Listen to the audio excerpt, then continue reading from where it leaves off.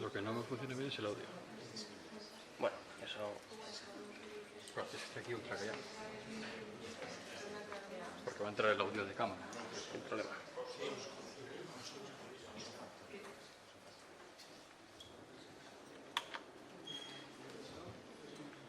Perfecto. ¿Qué era eso? He quitado. ¿El qué era? Que he quitado todo lo que había dentro de cables y todo y lo he cerrado. ¿Cómo haces tú normalmente? Con la otra mochililla. Que con la otra mochila funciona de puta madre. ¿Dónde está metido ahí en el...? Pues sería que entraban desde arriba para abajo.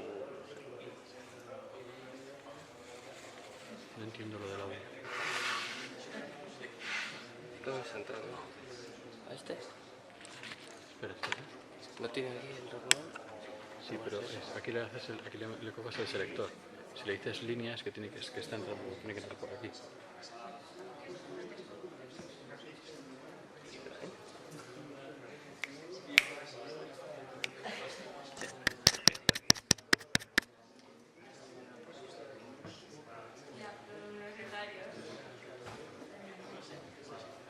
Mira. Este es el selector. No, pero aquí tiene también audio level. Igual se le puede... Igual hay que subir uno. No, al otro. es el selector.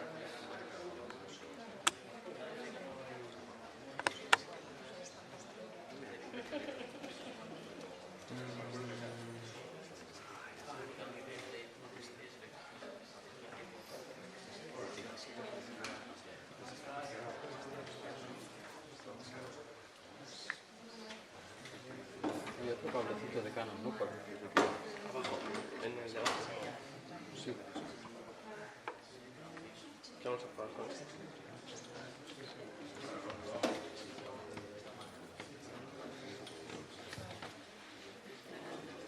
¿Y de abajo o aquí? Igual hay que poner el micro. No hay que ponerlo. Debería entrar por ahí. Vamos a empezar, ¿eh? Coincidimos ya mucho y que...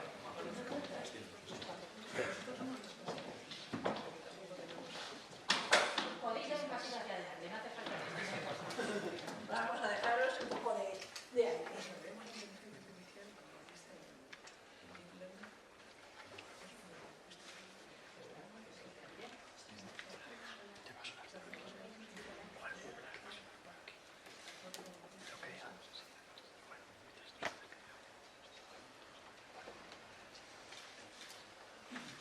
Alguna como hablan entre los cuatro, dos hombritos.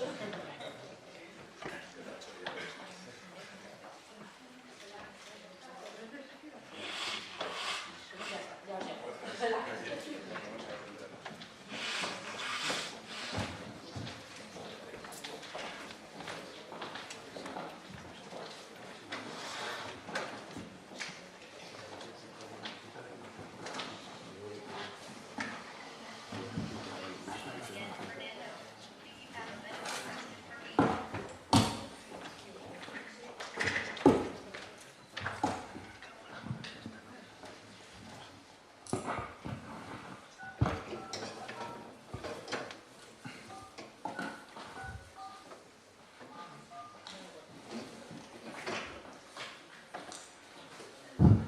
Arratsaldeon guztiok, muchas gracias por vuestra presencia. Gracias también a los que nos están viendo por streaming, a través de sus ordenadores desde sus oficinas o desde casa. Hoy tenemos una sesión muy interesante. Vamos a tener una mesa redonda en la cual nos harán una presentación individual y luego se generará un debate. Obviamente contamos con preguntas del público interesado. Y antes de nada tenemos que dar el agradecimiento a la colaboración de nuestro sponsor Esprit y con el título que tenemos por delante, Inteligencia Artificial, retos y aplicaciones prácticas de la empresa, entiendo que la sesión va a ser de gran interés para todos. Tenemos para ello una mesa de sesión. Por un lado tenemos a Ricardo Alonso Maturana, que es promotor y director de la red de conocimiento de genos.com. También tenemos a Carlos Santa Cruz, que es profesor titular de Ciencias de la Computación e Inteligencia Artificial de la Escuela Politécnica Superior de la Universidad Autónoma de Madrid. Y tenemos también a Pablo García Bringas, de la Casa, profesor de la Facultad de Ingeniería de la Universidad de Deusto, del Campus Bilbao.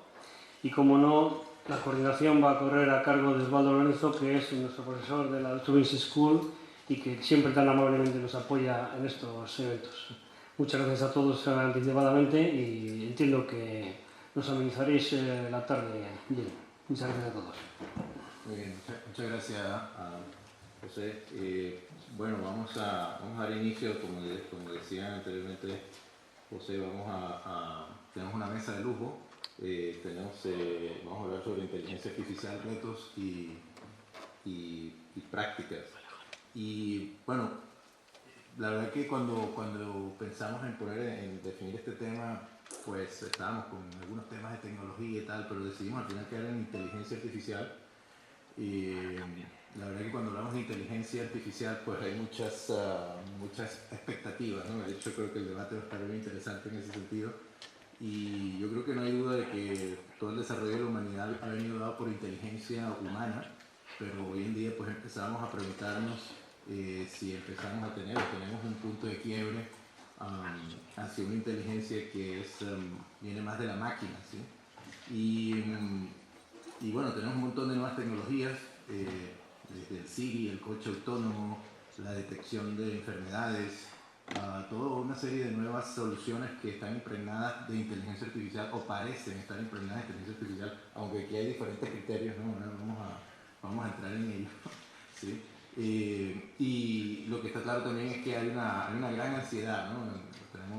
Yo coordino, dirijo académicamente el programa de transformación digital de la empresa en Dexter Business School. Tenemos allí varios directivos ejecutivos y hay una cierta ansiedad en la dirección de las empresas, de las organizaciones sobre este fenómeno en particular de la inteligencia artificial y cómo afecta a la empresa, ¿no? Ray Kurzweil, que seguramente lo conocen, futurólogo, dice que se espera que en este siglo tengamos un progreso de 20.000 años, ¿no? Y dicho así, pues parece una cosa que va a ser difícil de manejar. Entonces, por allí los retos, pero por allí también cómo tomar esos retos y convertirlos en práctica, ¿no? Y entonces, para entender mejor este fenómeno, hemos invitado a 3 ponentes de muy alto nivel, trabajando en esta área, en sus respectivas organizaciones y con proyectos de investigación.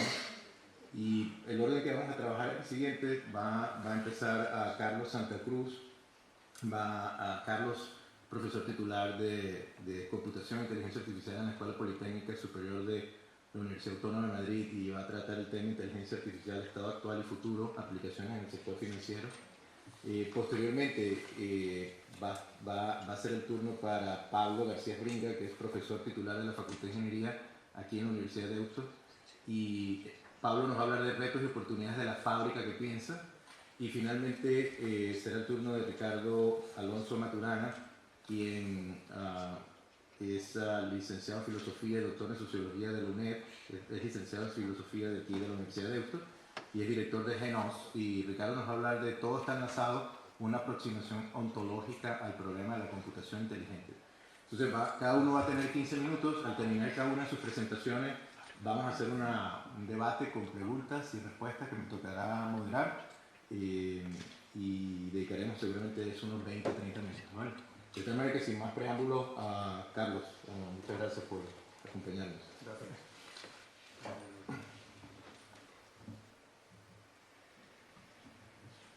Bueno, muchas gracias por la presentación. Para mí ha sido de verdad un placer venir aquí. Terminé el máster hace un par de años y la verdad que tenía muy buenos recuerdos de la universidad y mi estancia allí. Fue una experiencia impresionante.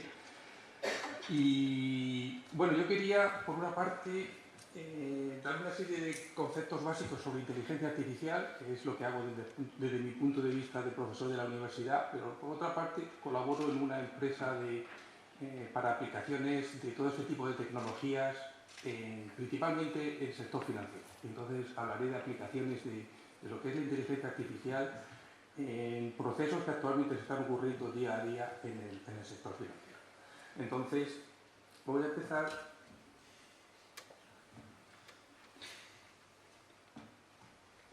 Bueno, ¿qué es inteligencia artificial? Pues la verdad es que la inteligencia artificial como concepto, si una máquina, si haciéndole una entrevista a una máquina, una persona es incapaz de distinguir si esa máquina es una máquina o un ser humano, pues esa máquina pues se supone que tiene inteligencia. Esto, que parece bastante obvio, pues ya fue propuesto por Alan Turing a principios del siglo pasado. Alan Turing es una de las personas más importantes en el desarrollo de la inteligencia artificial. No se puede decir que sea la única persona que ha potenciado la inteligencia artificial, pero sí uno de ellos. Alan Turing, por otra parte, voy a dedicar un minuto para hablar sobre él, porque es un personaje realmente interesante. Es uno de los padres de la inteligencia artificial. En realidad también construyó uno de los primeros ordenadores que se diseñaron para resolver un problema, que fue el descifrar todos los códigos de la criptografía que tenían los alemanes durante la Segunda Guerra Mundial. Tiene todo un museo en el norte de Londres, donde están todas estas máquinas que se diseñaron y bueno, muere por envenenamiento. Se dice que se suicidó mordiendo una manzana que estaba envenenada con cianuro. No sé, es como una leyenda. Pero la leyenda continúa y dice, si yo ser un fan de Apple, dice que el logo de Apple es un homenaje a Alan Turing, precisamente por lo que aportó a la inteligencia artificial. Entonces, no sé si es cierta no sé, nunca se ha confirmado, pero es una bonita historia. Es uno de los padres de la inteligencia artificial.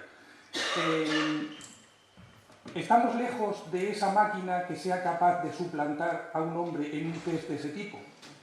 Pues sí, la realidad es que estamos muy lejos de que eso llegue a ocurrir. Se tiene una percepción de que estamos relativamente cerca, pero en absoluto estamos cerca de que una máquina sea capaz de pasar ese test propuesto por Turing a principios del siglo pasado. Me he ido al final.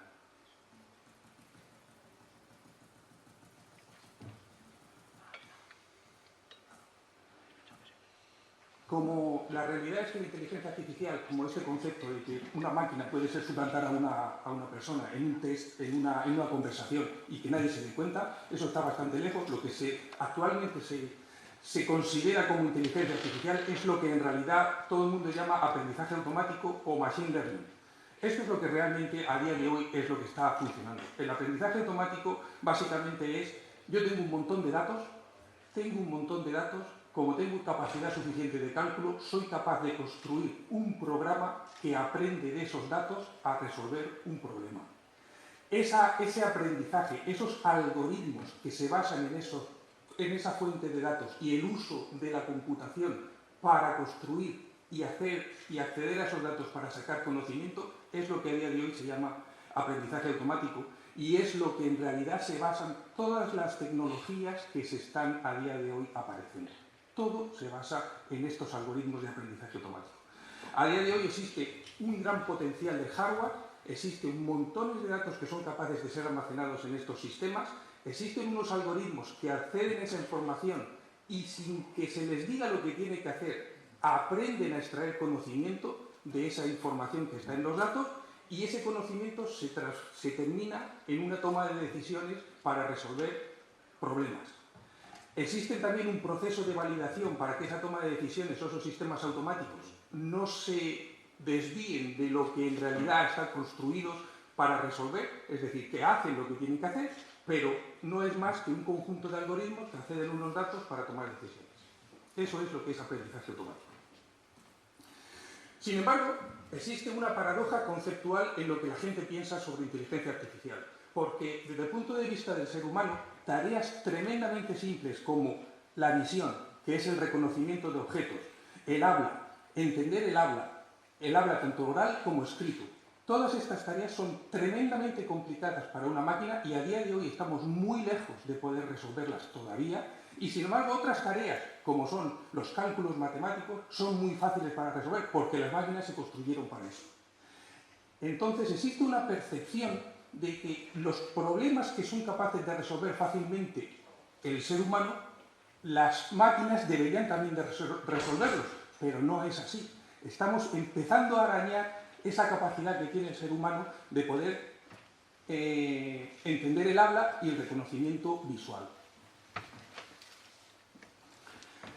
A día de hoy, dentro de estas tecnologías de aprendizaje automático, machine learning, hay un concepto que apareció como hace a primeros de los 90, que son lo que se llamaban redes neuronales. Esas redes neuronales con una serie de características que han ido pasando desde los años 90, principalmente que se han ido, la capacidad tecnológica y la capacidad de computación ha ido aumentando tremendamente, existen grandes volúmenes de datos y han dado un progreso en estas tecnologías que se llaman Deep Learning. Estas tecnologías que se llaman Deep Learning o aprendizaje profundo es lo que en realidad encontramos en los teléfonos inteligentes. Cuando hablamos al teléfono inteligente y le decimos, o a Siri o al Android, y le preguntamos algo, ese reconocimiento de la voz, lo que hay ahí es este algoritmo. En todos los sistemas de visión artificial que tienen el coche autónomo, el sistema de reconocimiento de objetos que forma parte de toda la lógica del coche autónomo, el algoritmo que está ahí debajo es el algoritmo de Deep Learning, que no es más que una red neuronal, que matemáticamente es un concepto bastante simple, que se ha podido desarrollar porque existe un volumen de información gigantesco, que son todas las fuentes de datos de imágenes, todas las fuentes de datos de texto, de voz, y la capacidad de cálculo tan exponencial que existe a día de hoy. Eso es lo que ha desembocado a que estas tecnologías Deep Learning sean capaces de resolver problemas que nos parecen ya que ese momento en el que una máquina pasa el test de Turing está cerca, cuando en realidad está todavía bastante lejos. Por comentar un poco cómo ha ido evolucionando esa tecnología. Existe una ley que se llama Ley de Moore, es una ley empírica que básicamente dice que cada año, año y medio se duplica la capacidad de cálculo de un sistema. Si en los años 50, que fue cuando se desarrolló el primer computador, llegamos hasta hoy, eso quiere decir que la potencia actual respecto a aquella es unos 150 millones de veces más que lo que teníamos cuando empezamos. En los próximos 10 años se multiplicará por millones la capacidad de cálculo, y eso es lo que va a hacer que la velocidad de desarrollo de este tipo de tecnologías vaya tan exponencial. A mí me gusta ver eso un poco al revés. Suponiendo que yo tengo solamente es el coste, cuánto le cuesta a una persona la capacidad de cálculo. Un flop es un término que se utiliza en ciencias de la computación que quiere decir una operación por segundo. Una operación por segundo es, por ejemplo, una suma. Un gigaflop son 1.000 millones de operaciones por segundo. Entonces, ¿cuánto costaba hacer 1.000 millones de operaciones por segundo en el año 60 y cuánto cuesta ahora? Pues básicamente, teniendo en cuenta la inflación, en el año 60, 1.000 millones de operaciones por segundo costaban 1.145 billones de dólares y a día de hoy 0,08 dólares. Por esto es por lo que está progresando tan deprisa todos estos algoritmos de aprendizaje automático. Porque el coste computacional de este tipo de sistemas es tremendamente asequible para cualquier organización.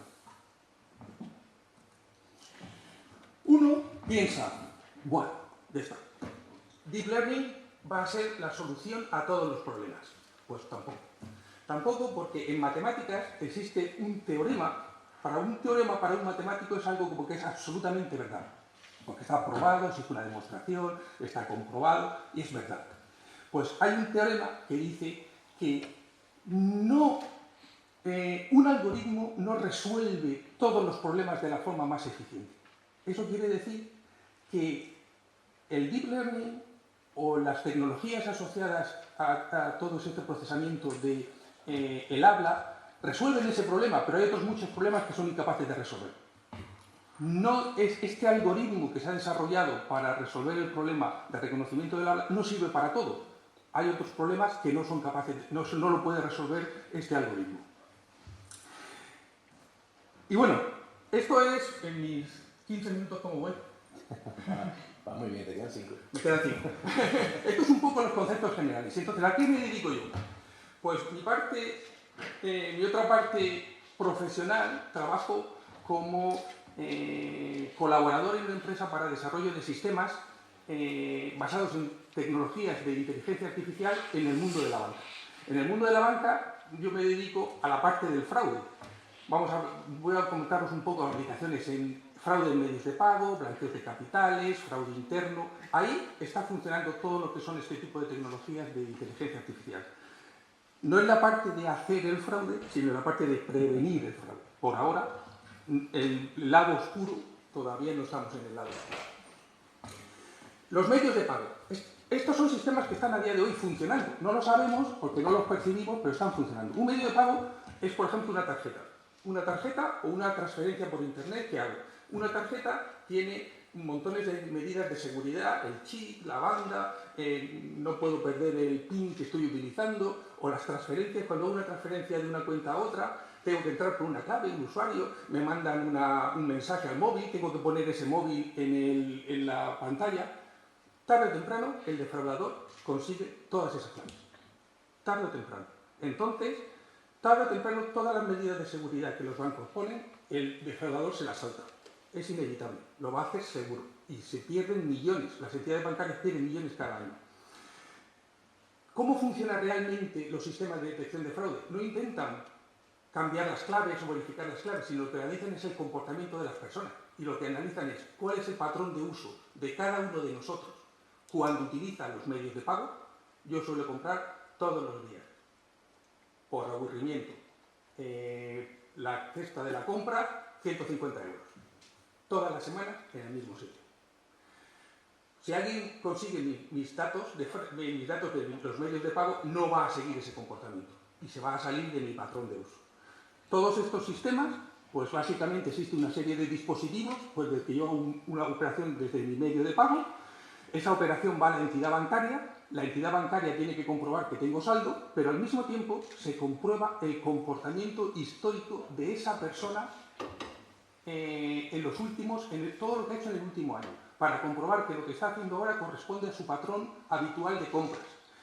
Si no se corresponde a su patrón habitual de compras, se comprueba que es un patrón de lo que los defraudadores suelen hacer. Si es un patrón de lo que los defraudadores suelen hacer, se le niega la transacción en tiempo real.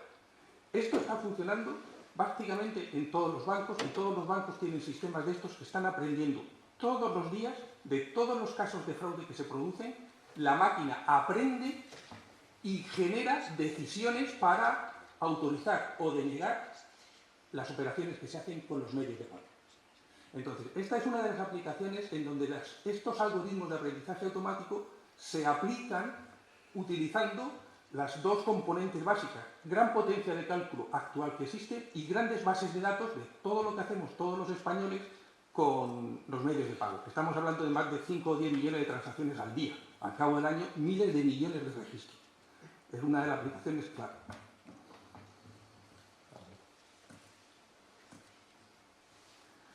Blanqueo de capitales. El blanqueo de capitales es otro problema bastante... Ahora sale en la televisión, todo el mundo está en el lado oscuro del blanqueo de capitales. Mucha gente está ahí. Entonces, el blanqueo de capitales. ¿Cómo se utilizan estas tecnologías de blanqueo de capitales? A nosotros nos propusieron un problema bastante curioso. El blanqueo de capitales en la frontera norte de México se hace principalmente cuando los narcotraficantes intentan convencer a personas humildes de que abran una cuenta corriente. Abren una cuenta corriente, esta persona va al banco, abre una cuenta corriente y lo que le pide el narcotraficante es que abra la cuenta, le dé la tarjeta al narcotraficante y todos los cheques firmados. Todos. Entonces, y se olvide del problema. Entonces el narcotraficante empieza a hacer depósitos de efectivo en esa cuenta y empieza a hacer retiradas utilizando el medio de pago del banco. Con las cheques o con las tarjetas. Una vez que el dinero está dentro del banco, está blanqueado. Y entonces lo que hay que prevenir es precisamente ese tipo de operativas que se salen de la operativa normal de lo que hace un usuario normal. Pues actualmente existen sistemas que están monitorizando todos los movimientos que hay sobre las cuentas de los bancos, monitorizando depósitos y extracciones, buscando situaciones que se salen fuera de lo normal. Cuando esas situaciones se salen fuera de lo normal, las retiradas por los depósitos se bloquean automáticamente.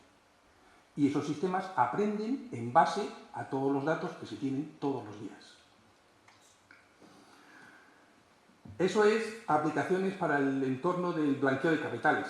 En comercios existe una operativa prácticamente parecida. Hay comercios que se abren no con el objetivo de tener una actividad lícita, sino con el objetivo de hacer blanqueo de capitales, principalmente vendiendo o facturando en base a productos que no venden. Eso normalmente se detecta porque el flujo que tiene ese tipo de comercios, por ejemplo, todos los bares que están por esta zona, pues tienen una facturación promedio. Cuando alguno de esos establecimientos nuevos tiene una facturación que sobresale por encima de las facturaciones promedio que tienen todos los que están a su alrededor, pues se generan alertas. Estos son aplicaciones al entorno de blanqueo de capitales desde el punto de vista de comercio. Estos vuelven a ser sistemas que están monitorizando en tiempo real toda la facturación que hacen todos los comercios en línea y tomando decisiones sobre las tareas que se hacen sobre los comercios. Y ya para terminar, me ajusto a los 15 minutos, fraude interno. Hace poco ocurrió una situación en donde uno de los mayores ingenieros que estaba involucrado en el desarrollo del coche inteligente dentro de Google empezó a trabajar para Uber, para el desarrollo del coche inteligente. A día de hoy, ese ingeniero lo han despedido de Uber y la razón es porque le han puesto un pleito porque se llevó información confidencial de Google. ¿Y por qué se dieron cuenta que se llevó información confidencial de Google? Porque poco antes de marcharse accedió a un montón de sistemas internos de la compañía descargando documentos. El acceso a los sistemas tiene también un patrón habitual de accesos. Yo accedo a un sistema dentro de mi compañía para hacer una serie de tareas. Pero cuando accedo de forma rara o de forma poco usual a esos sistemas es porque estoy haciendo una actividad que se sale fuera de lo normal y que tiene que ser monitorizada.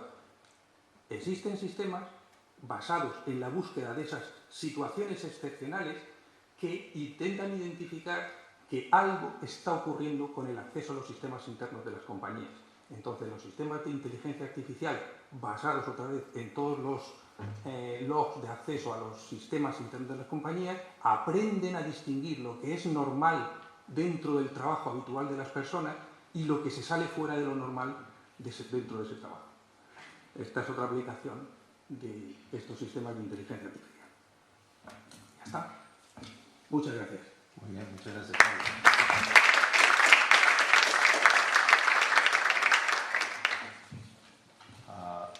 Muy bien. Es el turno ahora para Pablo García Bringas, que nos va a hablar de retos y oportunidades de la fábrica que piensa. Pablo. De la empresa que piensa, para ser exactos. He extendido un poco bueno, lo que pretendía compartir hoy. Y lo primero de todo que quiero compartir es un reto. Vamos a ver, y hay premio al final, vamos a ver quién es el que se lo lleva. Tengo por aquí algo muy tangible de una fábrica que empieza a pensar bastante. Se dice que con esta tecnología está desarrollándose la fábrica de fundición más moderna de Europa, ¿vale? Que está en Portugal.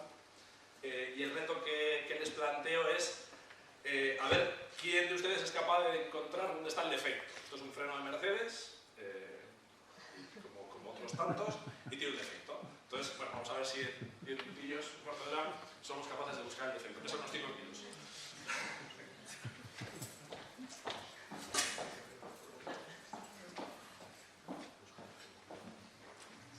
Una cosa con la que me he encontrado en más o menos 15 años, algo más, de aplicación de inteligencia artificial a distintos problemas, es que en algunos dominios resulta fácil explicarlo. Y esos dominios en general están muy relacionados con la ingeniería informática, el software.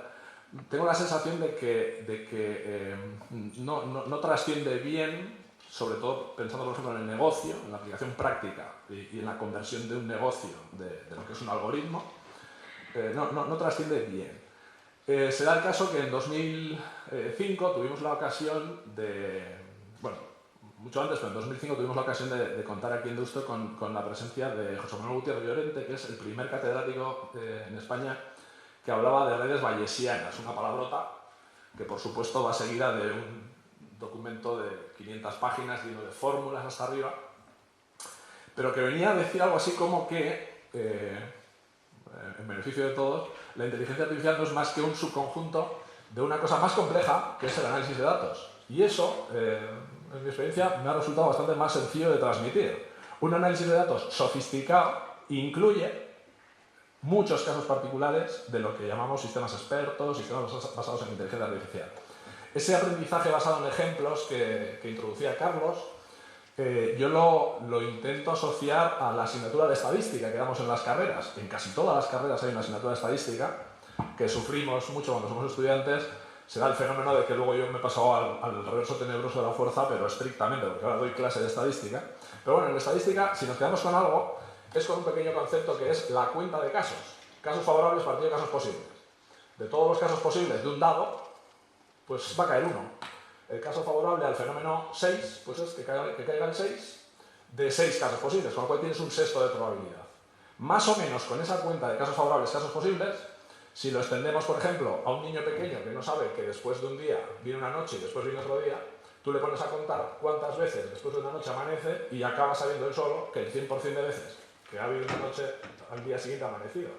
Con lo cual, es una metáfora, un caso muy concreto sobre el cual se construye todo esto. Y toda la sofisticación que podemos montar después no es más que una hipergeneralización terrible de una cuenta de casos. Casos favorables, casos posibles. De una cuenta basada en ejemplos. Simplificándolo mucho, desde luego.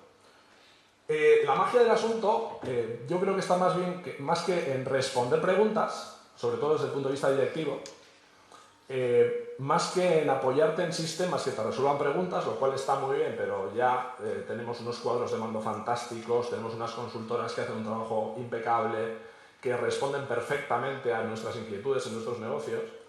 Tengo la sensación, yo soy de la creencia que la inteligencia artificial / análisis de datos avanzado puede hacer algo más que eso. Puede señalarnos en nuestros negocios dónde están las siguientes preguntas sobre las que tengo que prestar atención. Puede indicarme dónde está el siguiente punto con el cual voy a ahorrar costes. O dónde está esa anomalía de un determinado producto que me ha salido, por lo que sea, una pieza de coche, me ha salido con mucha calidad, con mucha más calidad de lo normal. Esas nuevas preguntas son el reto que la inteligencia artificial a día de hoy, la analítica de datos, se plantea como verdadero valor intrínseco. Responder preguntas ya conocidas es un ejercicio de consultoría, ingeniería, management, que se construye desde la profesionalidad, se hace y da unos resultados. Plantearnos nuevas preguntas es un reto mucho más ambicioso. Para ello existe toda una coctelera, ha introducido Carlos fantásticamente, toda una coctelera de métodos matemáticos con los cuales lo mejor es abstraerse y quedarse con ese ejercicio estadístico. Efectivamente, digamos, elevadísima democratización en el uso del hardware, en los componentes hardware, en la memoria, la capacidad de cómputo, ha hecho que problemas que no se podían abordar hace unos pocos años, pues ahora mismo son resolubles simplemente por fuerza bruta. Y de hecho Google, que es de alguna manera el paradigma de empresa especializada en análisis de datos, ahora mismo usa algoritmos muy sencillos. Va modificando sus algoritmos y lo que ocurre es que tiene tantos datos que no necesita algoritmos sofisticados. Los algoritmos que funcionan muy bien, teniendo una gran representación de la realidad, son los algoritmos más sencillos, ¿vale? De hecho, el algoritmo más sencillo es este. Este es un algoritmo que se basa en contar cuántos vecinos tienes de cada tipo. Si en un momento dado tú no sabes si la pieza interrogante va a ser buena o mala, en base a unas condiciones, dos parámetros que son, pues imaginaos, la temperatura de colada en el eje de las X y el tiempo que ha estado esa colada en el eje de las Y, no hay más que contar con un grado de profundidad qué tienes cerca. Si tienes cerca piezas correctas con círculo verde, pues esa pieza saldrá buena, y si tienes cerca piezas con el aspa roja, pues esa pieza será mala. El grado de profundidad con el cual contemplas el número de vecinos que tienes más próximo es lo que marca la diferencia, ¿vale? Este es el algoritmo más tonto que existe. Pero cuando tienes muchísimos datos, es la referencia automática que tienes que superar. Con este algoritmo se detectan en cámaras de vídeo de aeropuertos, se puede detectar un arma de fuego en una imagen de vídeo en menos de una décima de segundo. Con el algoritmo más tonto. Otras generalizaciones, pero no quiero pararme mucho aquí, redes bayesianas, lo que hemos comentado de redes neuronales que intentan copiar en cierta medida el funcionamiento de una neurona. Una neurona tiene un montón de entradas que transmiten unos voltajes y una salida, de manera que cuando las entradas suman un determinado umbral y superan un determinado umbral, se produce un impulso en la salida y eso tiene una realimentación que hace que la neurona en sí funcione estable y que el conjunto de neuronas funcione también de forma estable. Todo esto se puede representar matemáticamente, más o menos, y todavía, por supuesto, estamos a mucha distancia de que se mejoren las capacidades cognitivas del ser humano. Algoritmos de clasificación basados en reglas, árboles, mapas de soporte vectorial que intentan separar cosas. El problema de la clasificación es un problema mítico. ¿Esto es bueno o es malo? ¿Me va a hacer daño o no? Compro o vendo. Hemos trabajado mucho en la industria del software de seguridad. ¿Este software de seguridad que llega a mi ordenador es un virus o no? Piezas de motor, ¿va a ser buena o mala? ¿Me la va a rechazar Volkswagen o no? Hemos trabajado mucho también con pacientes de distintos tipos de cáncer del sistema sanitario vasco. ¿Esta persona va a tener una recaída posoperatoria o no?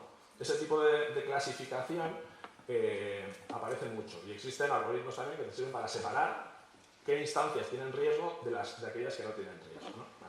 Hay toda una coctelera con la cual creo que los que queremos aplicar estas matemáticas tenemos que trascender de alguna manera, ¿vale? El caso de Mercedes es un caso nuestro de Deusto, en el cual redujimos a un fabricante de piezas de fundición, le redujimos un 96% de defectos. Tenía una tasa de defectos X, que no se puede mencionar, se lo redujimos a un 96%, en un sector tan competitivo como la automoción. Simplemente extrayendo datos de una línea productiva y contando dentro de todas las relaciones posibles de un abanico de 400 y pico variables de proceso, todas relacionadas con todas, contando cómo la presencia de ciertos estados de unas variables repercutían en la calidad. ¿Cómo repercutía en la calidad? ¿Cómo se repercutía en la calidad? Con eso, 96% de defectología. Hemos aplicado esto a muchas más cosas, pero también quería, de alguna manera, extenderlo un poco más, por eso me he ido de la fábrica que piensa a la empresa que piensa, lo quería extender un poco más con algunos casos de distintos sectores, ¿vale? Me voy a saltar alguna cosa. Caso de Mercedes. Hay ciertas matemáticas para separar todo esto también, no quiero enredarme mucho con esto. Hay ciertas matemáticas que permiten encontrar patrones del tipo todo aquel que compra limones acaba comprando tónica también, o al revés, o con qué proporción. Existe toda una leyenda urbana en torno a grandes superficies en Estados Unidos, una gran superficie en Estados Unidos que detectó que estadísticamente la compra de pañales y cerveza iba asociada y acabó decidiendo poner los dos productos juntos. No se sabe muy bien si eso acabó siendo cierto o no. Sí que es cierto, por ejemplo, que fueron capaces de predecirle a un padre que su hija estaba embarazada por la compra que había hecho. El padre montó en cólera en Estados Unidos, imaginaos la demanda que pudo meterle a la empresa de turno por qué están haciendo ustedes, mandándole un kit a la hija, qué están fomentando. En fin, imagínense en Estados Unidos un cliente lo que puede hacer con una compañía y al final les tuvo que pedir perdón porque es que estaba solo analizando patrón de compra con la tarjeta de crédito. Todo ese tipo de ejercicios nos llevan a que tenemos que de alguna manera cambiar un poco de pensamiento. Hay uno de los, el inventor del concepto del gran dato, del dato masivo, del Big Data, catedrático de la Universidad de Oxford, dice que tenemos que empezar a ser un poco más humildes a la hora de pensar y no pensar siempre que detrás de un efecto hay una causa y que toda causa es producida por un efecto, que todo efecto es producido por una causa, e intentar distinguir cuál es la relación. Simplemente lo que nos dice es, ser más humildes, lo que nos dice es que las cosas pasan. Y que empecemos a pensar también, cuando tienes todos los datos, en términos de correlación. No en causa-efecto, sino en correlación. Un caso que se suele poner paradigmático es este. Existe un estudio que se hizo hace muchos años en Reino Unido, en los momentos en los que se estaba creando todo este ejercicio, un poco después de Alan Turing, etc. Existe todo un estudio estadístico fantástico que demostraba, con causa-efecto perfecta, que donde había más cigüeñas, nacían más niños. Entonces, vistas esas dos variables, más cigüeñas, más niños, pues pues está clara la relación si somos un poquito ambiciosos en exceso. Dice, bueno, pues las cigüeñas son causa directa del fenómeno niño. Se daba el fenómeno de que había una variable por aquí abajo que era el número de iglesias con campanario. Entonces, el número de iglesias repercutía en que hubiera más cigüeñas por un lado, pero a su vez el número de iglesias era repercutido por la población que había, y con más población había más niños. Con lo cual tenías dos eventos que vistos ellos dos solos parece que estaban relacionados, pero visto con un foco más amplio y metiendo más variables que existían, lo que pasa es que no estaban a la vista, ves que simplemente se producía una correlación, una casualidad. La correlación es clave en nuestros tiempos en los cuales tenemos cientos de millones de datos. Una de las claves para determinar dónde vamos a tener un valor que nos dé la inteligencia artificial es como lo que comentaban en el caso de los patrones de conducta en compra con medio de pago, el ejercicio de los patrones, determinar qué es lo normal y qué es lo no normal. Se da un cierto fenómeno extraño ahí, porque detectando lo que no es normal, también te puedes cargar cosas pues, que son benignas.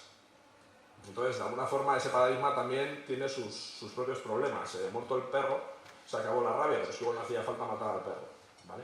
Pero sí es cierto que el reconocimiento de patrones normales o anómalos es una de las vías para detectar valor en nuestros negocios. Una clave importante están los patrones. Otra clave importante están las anomalías. Ese pato o ese dato que nos sale fuera de rango no necesariamente es malo. Muchas veces, todas las veces merece ser analizado en sí mismo y muchas veces lo que te hace es ponerte la atención sobre cosas que tienes que mejorar o que tienes que potenciar. Cuando estás pensando en los grandes números, ese dato extraño, de hecho se llama outlier, el que se sale de la línea, ese dato extraño te rompe el pensamiento. ¿Por qué todo irá bien menos este que está aquí arriba? Y en general lo que merece es un análisis fino solo de ese dato con su contexto, porque muchas veces hay oportunidades de reducir costes, de mejorar calidades, de buscar otros negocios en ese outlier, en ese elemento que se sale de lo normal. Y luego la última forma de buscar nuevas preguntas es el análisis de las tendencias. El conocimiento en un momento dado está muy bien que esté estabilizado de una manera, pero el conocimiento cambia. Hay que ser conscientes que no hay una realidad. La realidad se va modificando continuamente. Con lo cual el análisis de las tendencias es la tercera clave. Patrones, anomalías y tendencias. Con eso y con matemáticas, pero no nos vamos a centrar mucho en las matemáticas, podemos plantear nuevas preguntas que nos permitan buscar espacios rupturistas de beneficio. No ya solo responder preguntas que ya conocía. Y un poco lo que decía, que había extendido la presentación a empresa. Por ejemplo, el caso de Iberia es paradigmático, es público, no voy a decir nada que sea confidencial, pero Iberia hace ya unos cuantos años, camino de 8 años más o menos, se hizo a nivel directivo, en máxima dirección, se hizo esta pregunta: ¿quiénes son los mejores 100 clientes de Iberia? Entonces, los distintos departamentos dijeron: esto está chupado. Llamada de teléfono, por favor, díganme quiénes son nuestros mejores 100 clientes. Y se dieron, se encontraron con la sorpresa de que para cada departamento de la empresa la lista era distinta. Solo después, eso teniendo tarjeta de fidelización. De hecho, hay algunos casos de tarjetas de fidelización de las primeras que había en el país que no se han utilizado prácticamente para nada. La tarjeta de fidelización en ese caso no estaba explotada demasiado y no permitía, en aquel momento no había sistema en la organización, se implementó a raíz de esto para analizar comportamiento de usuarios a la fuga, quiénes son los clientes que más volumen de transacciones o que más margen de transacciones me producen, hacer una mejor segmentación de los usuarios, los que me dan más ingresos por viajeros, etcétera, etcétera, etcétera. 3 años después de un ejercicio de muchísima inversión, y este es uno de los puntos más débiles que tiene la inteligencia artificial, el business intelligence o el big data, la inversión, conocen a los 100 mejores clientes y a los 100.000 que dan el 20% de los ingresos, a los cuales hay que tratar especialmente bien. ¿Vale? Digo la cuestión del retorno a la inversión porque, seguro que cualquiera que haya vendido proyectos de forma privada en esta materia se ha encontrado con la pregunta del potencial cliente preguntando algo así como: bueno, ¿y esto cuánto dinero me va a dar cuándo? Dice, bueno, es que esto no va así. Esto lo que seguro que te voy a dar ya es conocimiento profundo de tu realidad y eso vale un montón de dinero. Uf, qué complicado es esto. Y lo normal es que te genere beneficios, en forma de ahorro, de calidades, de beneficios, de lo que sea. Lo normal es que te genere beneficio, pero no hay forma de asegurar un compromiso en el beneficio a priori. Hemos ido de la mano de las principales consultoras y los 35, lo hacen así. No se puede asegurar a priori un beneficio de esa inversión dentro de los 3 primeros meses. Por ahí no van los tiros. Más o menos encontramos formas y trucos de maestrillo para ir vendiendo esto y dando resultados. A Mapfre le pasaba algo parecido. En 2005, el 87% del marketing se decidía por intuición. La compañía reconocía que las campañas de marketing se decidían por intuición. En el periodo 93-97 había perdido un 137% de pólizas. Y se preguntaron, ¿cómo puede ser? Básicamente somos una base de datos. ¿Por qué se iban los clientes? Y bueno, pues después de un ejercicio con muchísima inversión, muchísimo tiempo y muchísimo esfuerzo por parte de todos los departamentos, imagínense, el desembarco, bueno, acabaron concretando una base de datos con unos 3 millones de clientes dirigido a eso, a fomentar la acción comercial, retención y fomento del cliente y prevención de cliente a la fuga. Y 5 años después consiguieron eso, reducción de anulaciones del 40%, retención de 45.000 clientes y 68.000 pólizas por importe de 37 millones de euros. El caso de AXA parecido, tasa de abandono es terrible, una reducción del 12% mediante el uso de Business Intelligence, es más o menos el ejercicio que se llama aquí. El caso de la Caixa es fantástico. Tenían por un lado una base de datos con 9 millones de clientes y por otro lado más de 200 productos y un departamento de desarrollo de productos especialmente profesional e innovador. Generaba mucha actividad. Y lo que veían es que no estaba asociado uno al otro. No tenían forma de decir, bueno, ¿y cómo hacemos para que a alguno de estos le vendamos algo de esto? En aquel entonces, una consultora de Business Intelligence en aquel momento, para responder preguntas conocidas, les hizo un análisis detallado de los procesos y les desarrolló una aplicación a todos los empleados que trabajan en las mesas, que les salía en el ordenador en la barra del sistema, a la derecha, después de una cierta sofisticación, basándose en una matriz de propensión, de qué usuarios eran propensos a comprar qué tipo de servicios, ¿vale? Eso les permitió detectar un 30% de clientes de la base de datos de 9 millones que podían tener una cierta propensión a algo y acertaban el 90% de las ofertas hacia ellos. Acertaban casi todas las ofertas hacia ellos. ¿Vale? Más o menos. Algunos ejemplos, con esto quería dejar algunos ejemplos de, bueno, pues simplemente otros espacios de negocio, no necesariamente industriales, en los cuales la construcción de nuevas preguntas lleva a beneficios muy potentes. Tenía aquí algunos ejemplos nuestros. El caso de la pieza, discúlpeme, pero tiene un poco de trampa. El defecto está en el interior. Bueno, necesitábamos rayos X para resolverlo. Sí que es cierto que con la tecnología adecuada, en ese caso los rayos X, adquisición de datos de planta, éramos capaces de alguna manera, predecir el futuro de las piezas. No necesitábamos ni fundirlas. Ya podíamos saber en determinados estadios muy iniciales del proceso que la arena del molde no iba bien. Ni Viertas la colaba, que esa pieza va mal. Este fue un ejercicio, bueno, pues más o menos interesante.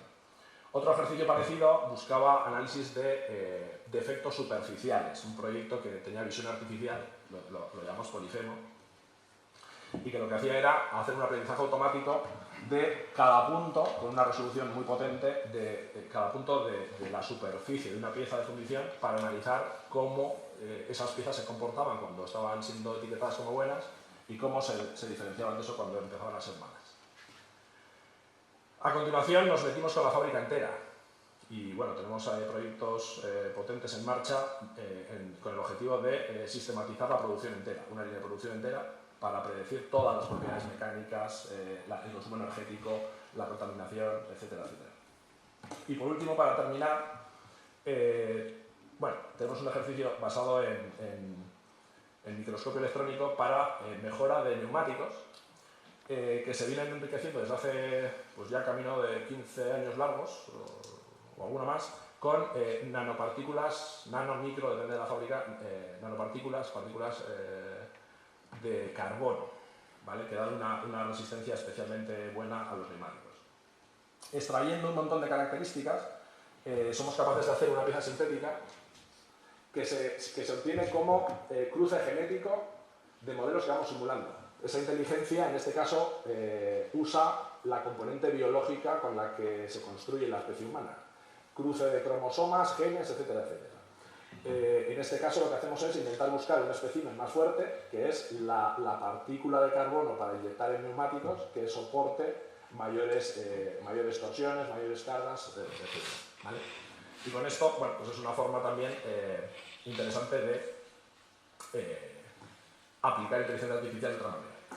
¿Vale? Con lo cual, de alguna manera, el mensaje que quería transmitir es simplemente lo normal es sacar beneficio, lo normal es que hay que esperar un poco, siempre se saca conocimiento profundo de la organización, pero ese retorno de la inversión no siempre llega a la primera.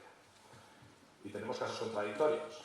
Uno de los primeros que se habla en materia precisamente de procesamiento del lenguaje natural fue el caso de la primera de las victorias de Obama, en el cual se hizo una inversión terrible, la inversión más grande que se había hecho en la historia, en procesamiento del lenguaje natural de opinión política, en todas las redes sociales y en todos los canales de comunicación de los partidos. Se dice que eso contribuyó enormemente a que Obama pudiera enviar cartas hiperpersonalizadas a los votantes, pidiéndoles bajísimas cantidades de dinero, pero acertándoles a todos. Con lo cual consiguió 15, 20 más veces financiación que su contrincante, con lo cual pudo dar una campaña muchísimo más potente. Esto pinta bien, pero lo que pasa es que luego recientemente hemos tenido lo contrario. Hemos tenido todo lo contrario. En el caso más reciente, esa maquinaria estaba al servicio del que perdió. Y el que ganó, pues que ganó como todos sabemos, que más o menos, seguro que ganó con un discurso coherente, pero en ese caso no hubo ninguna ciencia detrás. Con lo cual, vamos a una frase que a mí me gusta mucho, precisamente de Alan Turing, que decía algo así como pretender que la inteligencia artificial nos resuelva los problemas, en vez de un procesamiento matemático o lógico que de unas premisas me lleva a unos resultados, yo lo veo más bien como una combinación, como un equilibrio entre la intuición. Es muy intuitivo saber que si casi siempre que paso por aquí me cae una teja, la próxima vez me va a caer una teja. La estadística hace eso. Es una componente, un balanceo muy en equilibrio entre la intuición, es muy intuitivo, y la ingenuidad. Es muy ingenuo pensar que un algoritmo me va a resolver mis problemas. En el equilibrio, usar el algoritmo e interpretarlo es donde está, de alguna manera, la sostenibilidad. Muchas gracias.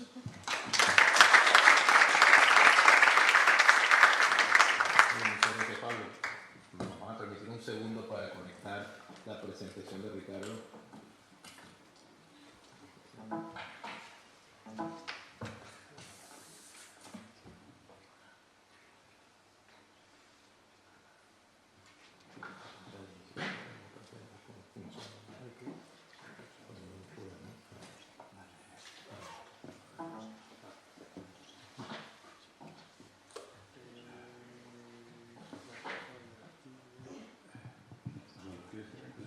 Sí, yo creo que podemos adelante.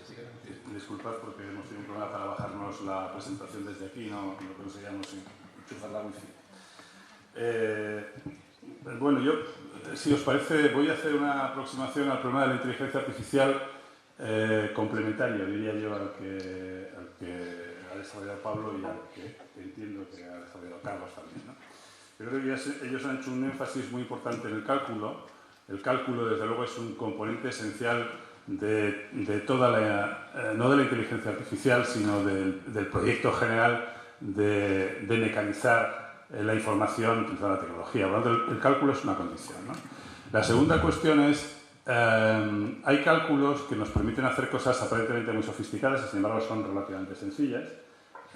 Lo decía Pablo, ¿no? Y es cierto que los algoritmos más sencillos funcionan muy bien y, de hecho, algoritmos muy complejos funcionan fatal cuando hay pocos datos.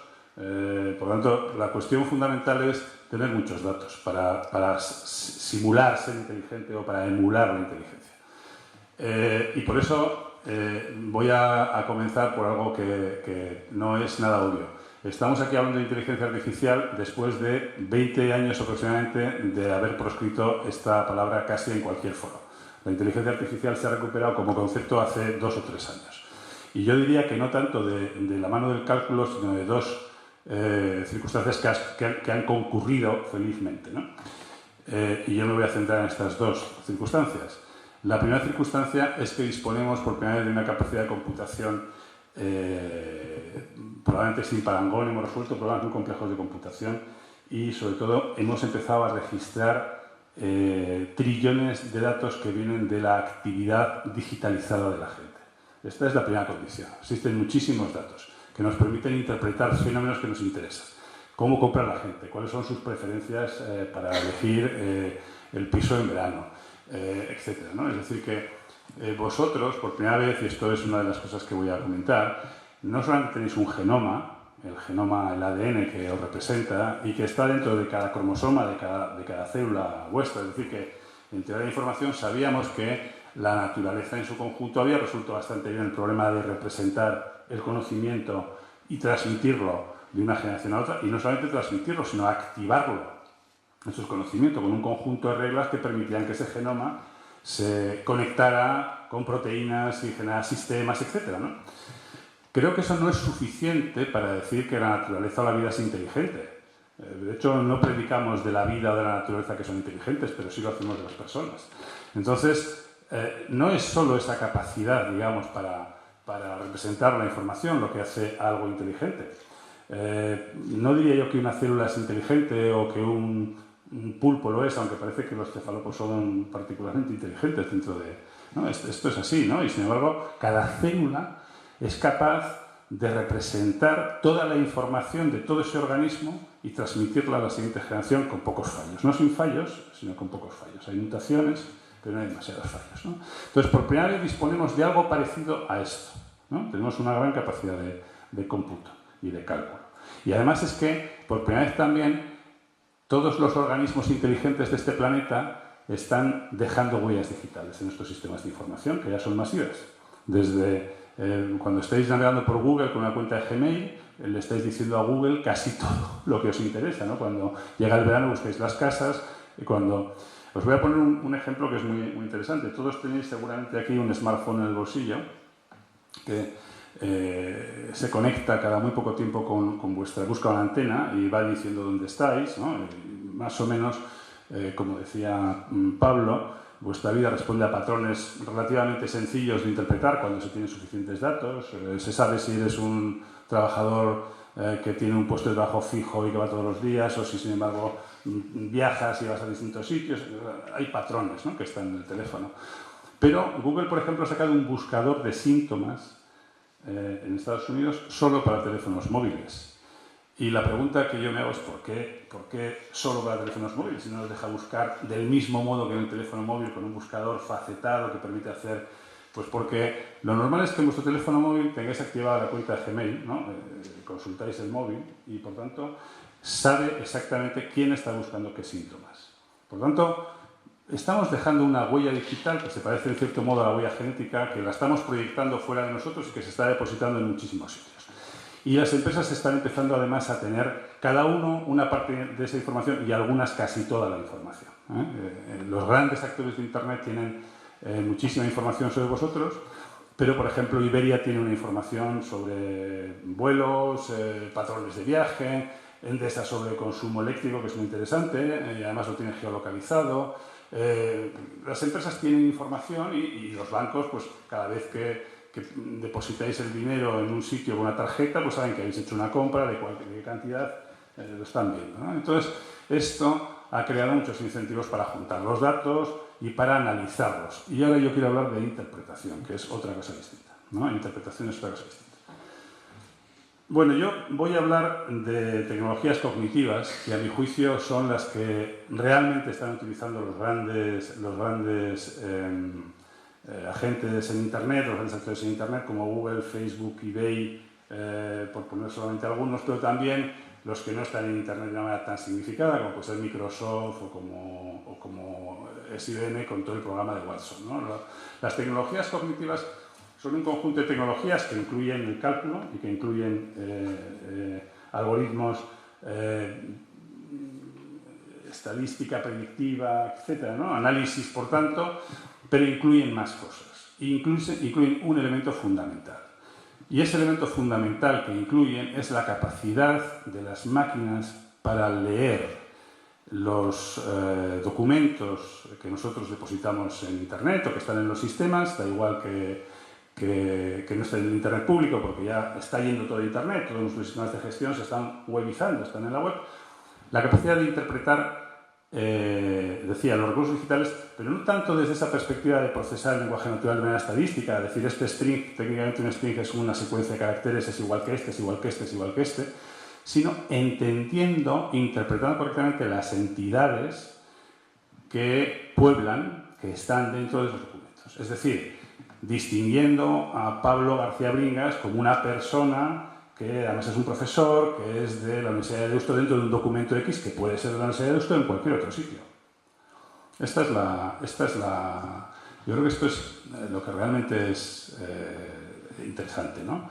Nosotros llevamos 12 años trabajando en tecnologías cognitivas. Esto yo creo que ha sido un movimiento muy lento y el proyecto empezó en su forma de computación con un tipo que se llama Douglas Lennart, que comenzó en el año 76 con un proyecto que se llama, una empresa que se llama Sci-Corp, que es la Sci es por enciclopedia, donde intentó hacer, y ahora voy a la que no lo he puesto aquí, pero esto es lo que yo había puesto como título, una representación ontológica con un lenguaje técnico del mundo. Un lenguaje técnico es un lenguaje que pueden computar las máquinas. Esta es la idea fundamental. Entonces, Douglas Lennart se planteó esto, ¿no? ¿Cómo podemos enseñar a nuestras máquinas a identificar en el mundo, como hacemos nosotros con nuestros ojos y con nuestros sentidos, las entidades que lo pueblan? La ontología era una rama de la filosofía que se ocupaba del estudio de los entes. Los entes es lo que realmente existe, ¿eh? Y un ente es un individuo. Yo soy un ente de la especie humana, Osvaldo otro, etc. Pero el teléfono móvil que tengo en el bolsillo, en algún sitio, no tiene un nombre propio. Normalmente no le ponemos un nombre propio a los teléfonos móviles, y tampoco tiene un nombre propio público, pero tiene un número de referencia que lo identifica, es un individuo diferente de cualquier otro, aunque sea un objeto serial.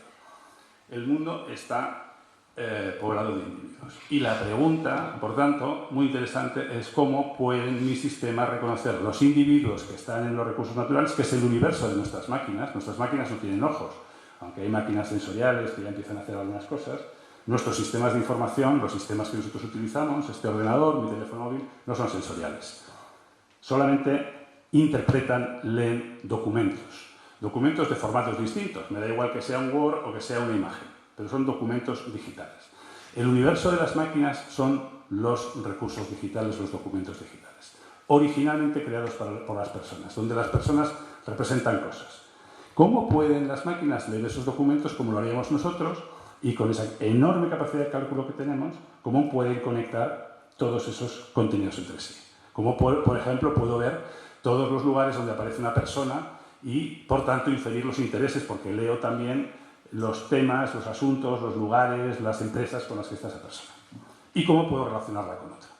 Bueno, pues esta es la historia que yo voy a contar en 5 minutos. Me quedan más o menos, ¿no? Le voy dando, 5 o 6 minutos. Le voy dando al... Vale. Bueno, la primera idea importante es esta. Todo está enlazado. En la realidad todo está enlazado. En nuestros sistemas de información no.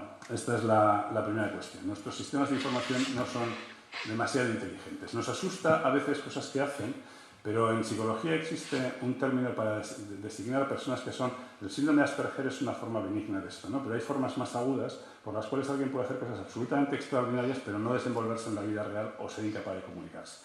Bueno, nuestros sistemas tienen un poco esto que lo decía al final, ¿no? Todo está enlazado y el conocimiento de la gente, y por eso vale tanto la gente, consiste en que conoce las relaciones entre las entidades, ¿no? Y a veces esas relaciones no son explícitas. ¿no? Como en política se negocia por debajo, la gente tiene relaciones que no están a la vista y a todo eso es a lo que dedicamos los humanos una enorme cantidad de energía, a ir conociendo las relaciones. En nuestros sistemas de información hay muchas relaciones ocultas, muchas más de las que nosotros conocemos y que nos harían literalmente muy ricos, no solamente en el sentido económico, que desde luego, sino también en el sentido de crecer enormemente desde el punto de vista del conocimiento acumulado, ¿no? Voy a poner un ejemplo, ¿no? Que suelo poner. Imaginaros algo que es muy frecuente. Un médico de un hospital secundario de cualquier país que se dedica a registrar, como han hecho los médicos durante mucho tiempo, el resultado de la aplicación de un principio activo a los chavales menores de 10 años que entran con meningitis B y con una fiebre que no tiene tratamiento. Y con ese principio lo está resolviendo. Y eso lo juntamos con el fondo de conocimiento del CSIE, de un montón de investigaciones, o de Pfizer, o de donde vosotros queráis, donde con esos principios activos se han hecho una serie de investigaciones, algunas fallidas, se han utilizado pues, para cosas, en el tratamiento de un problema de la piel, y resulta que la máquina entiende el principio activo porque entiende qué entidad estamos trabajando y entiende el síndrome y junta esto y tenemos un fármaco que vale para la meningitis B reactiva que no sabíamos que existía. Y eso está en nuestros sistemas, pero no está conectado, ¿no? Esto vale, ¿no? Esto vale muchísimo y eso es lo que se aplica. O yo, por ejemplo, podría saber si Pablo García Bringas está interesado en problemas que tienen que ver con la aplicación de la estadística bayesiana aplicada a temas de seguridad. Yo le podría anticipar qué es lo que está haciendo la comunidad internacional en investigación sobre ese tema y podría írselo dando, ¿no? Antes de que él lo pidiera, ¿no? Para cualquier cosa. Bueno, pues esto es una idea primera, ¿no? Todo está enlazado y cómo podemos enlazarlo o cómo nuestros sistemas pueden entender las cosas para enlazarlas, ¿no? Voy muy rápido, pasa esto porque si no, estas son las cosas que hemos hecho, los proyectos que hemos hecho. Bueno, y esta imagen sí que me interesa. Esto es lo que es la web de datos, la web de datos que pueden ser interpretables por las máquinas. Un dato para nosotros es una entidad, es decir, el modo en el que representamos con un lenguaje de computación interpretable por máquinas una entidad que existe en el mundo. Un principio activo, una proteína, una persona, un lugar, una organización, lo que queráis, pero siempre una entidad, ¿no? Esta es la web de datos que es la base de todo el gran proyecto de computación distribuida que está haciendo que nuestros sistemas sean inteligentes. Si me dejas...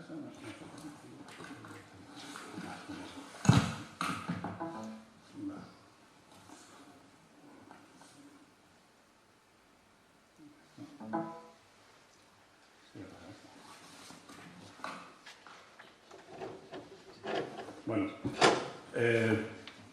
quería contaros muy rápido cuál es la historia.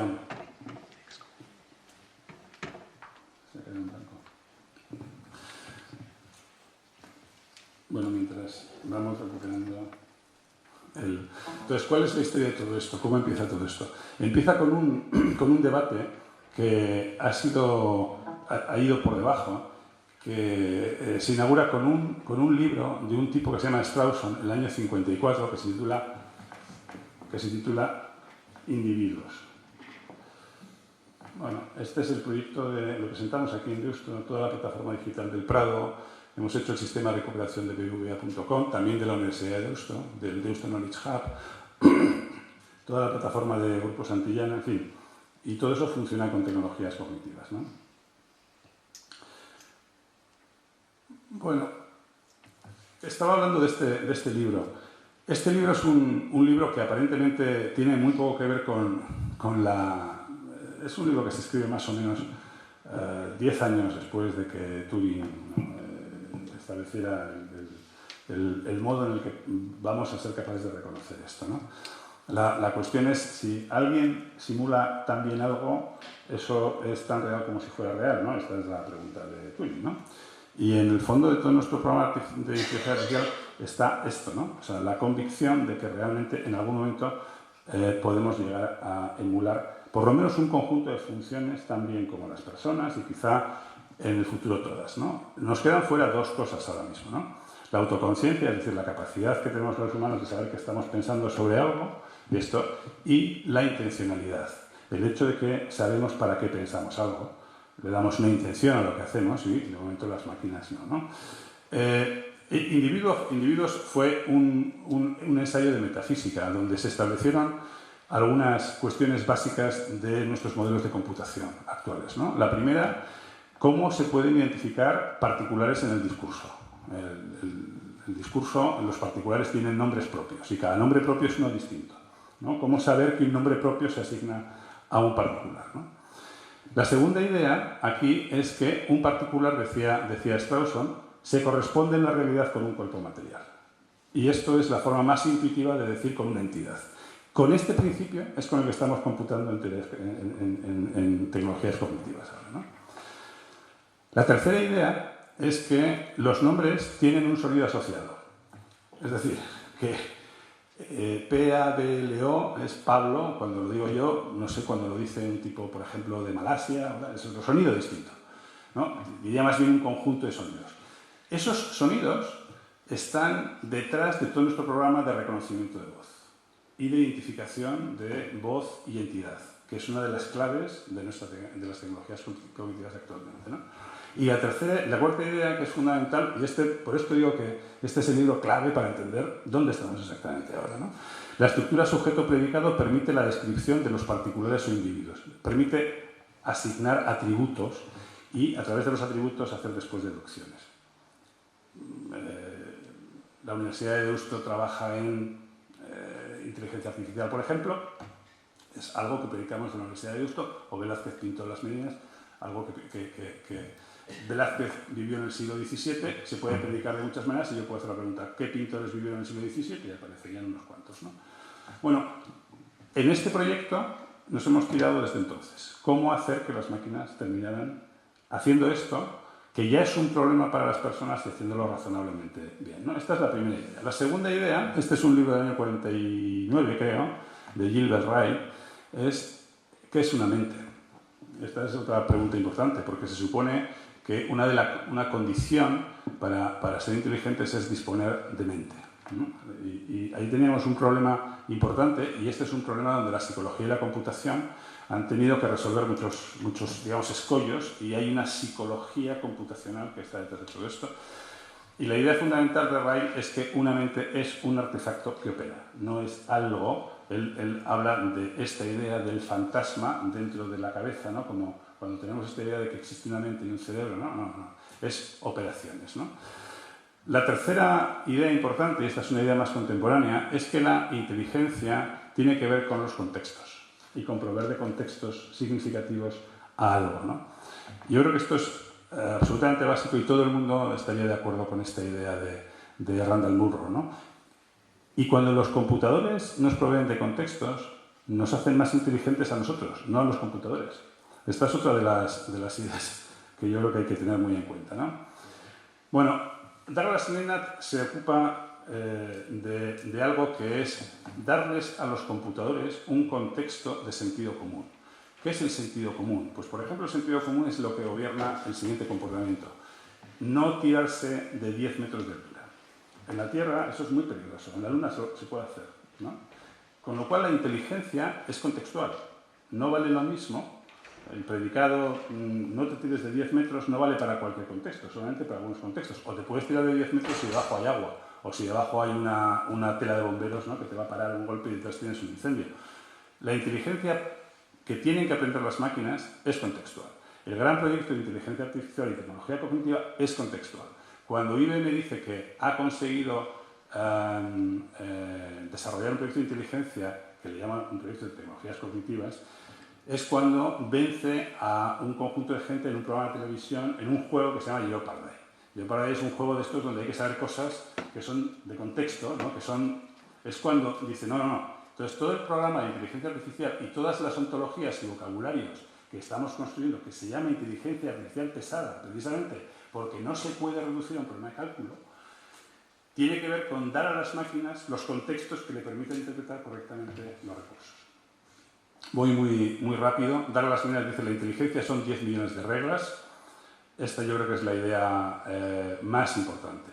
Lo que utilizamos son ontologías que permiten que las máquinas interpreten correctamente los recursos. El universo de Internet se supone que representa algún universo humano, por tanto, me da igual que sea el repositorio de los trabajos que ha hecho un bufete de abogados o que sea el conjunto de programas de televisión y yo tenga que elegir el que más me interesa, ¿no? Es exactamente lo mismo. La máquina tiene que interpretar que a mí me interesa este actor y no otro.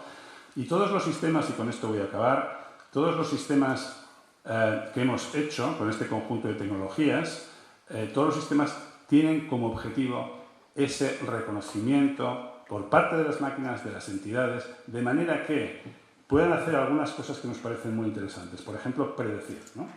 Predecir se puede utilizar mucho cálculo y eso está muy bien, pero también puedo leer el texto que está leyendo esa persona. Y cuando leo el texto que lee esa persona y luego otro texto, y sé que está trabajando en una tesis sobre Descartes y el problema de no sé qué, empiezo a poder hablar con él, ¿no? Y con esto acabo. Estas son las 4 cosas que hacen las tecnologías cognitivas, ¿no? Comprender, razonar, aprender e interactuar. Y dentro de ellas, las cosas más elementales es proveer de contextos a la información, proveer de sistemas de búsqueda inteligentes que posibiliten el razonamiento, anticiparse y hacer sistemas de recomendación no sobre la adscripción de una persona a un grupo, otros que han buscado, por ejemplo, ¿no? Sino sobre la lectura que puede hacer la máquina de lo que la persona hace. Yo con esto acabo y si queréis luego podemos hablar. Gracias.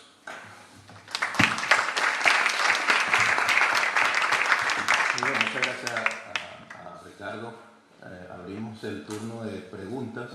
Yo creo que vamos a disponerle unos 15 minutos aproximadamente, ¿sí? He dado chance de un poquito más de 15 minutos de cada uno. Mientras se van animando, un breve resumen muy rápido, ¿no? Carlos nos estuvo introduciendo el tema de la inteligencia artificial, pasó por los conceptos de machine learning, deep learning, y introdujo ejemplos de fraude alrededor del sector financiero, o detección de fraude, mejor dicho.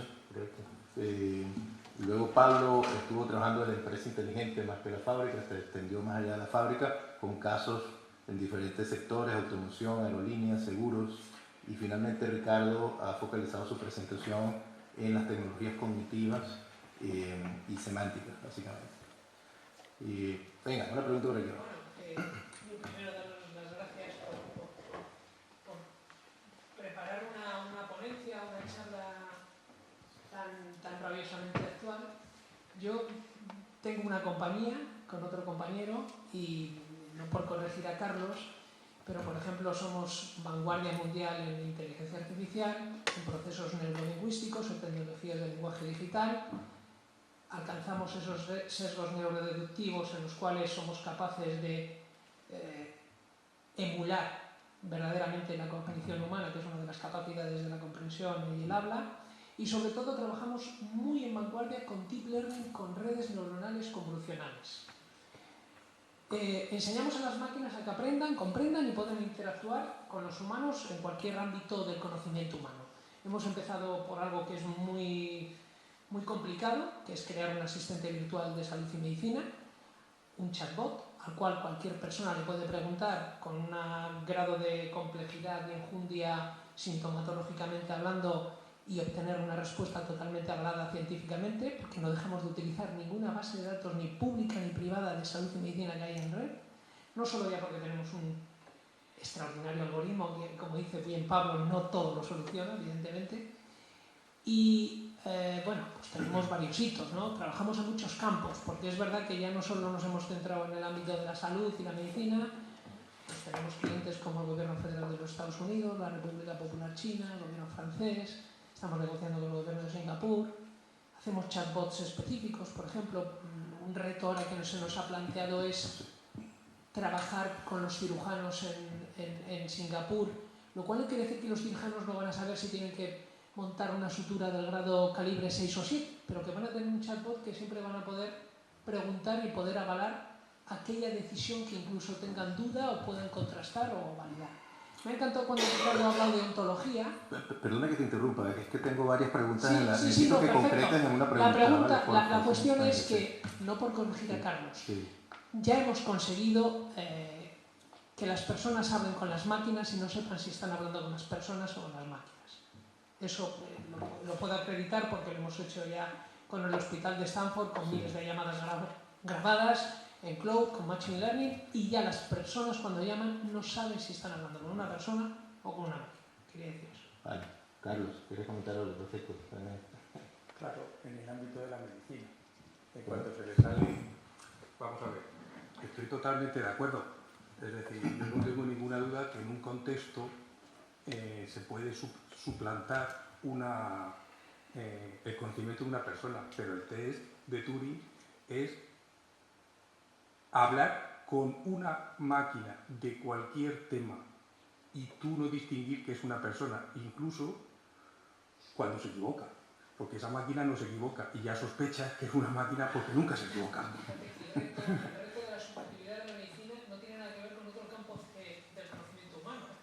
Fíjate la complejidad de que una máquina te pueda decidir que a las 8 de la mañana con una sintomatología X, Y y X es una hipertensión, y a las 11 de la noche, y aparte con las tecnologías de la geolocalización, etcétera, puede decirte que es una hipertensión, una hipervolemia, perdón. Sí. Entonces estamos hablando de que no hay algo más subjetivo que incluso la medicina. O sea, quiero decir que si nos iríamos, por ejemplo, a un chatbot jurídico-legal, cosa que igual se les enfada si es letrado o abogado, sería mucho más fácil incluso, porque lo que está promulgado como ley, decreto, rango o norma es lo que es, hasta que no cambie, pero no en la medicina. Estamos diciendo que distinguimos casos como, perdón el ejemplo literario, la pérdida de mi mujer, la perdida de mi mujer. Esto no es fácil, ¿eh? No es nada fácil, os lo digo de verdad. Muy bien, muchísimas gracias por tu aportación. Tenemos una segunda pregunta, ¿sí? Mientras sí que había levantado ahí atrás. Bueno, mientras se siguen animando... Ah, venga, aquí está, aquí hay una pregunta, ¿sí? A ver, viene el micro.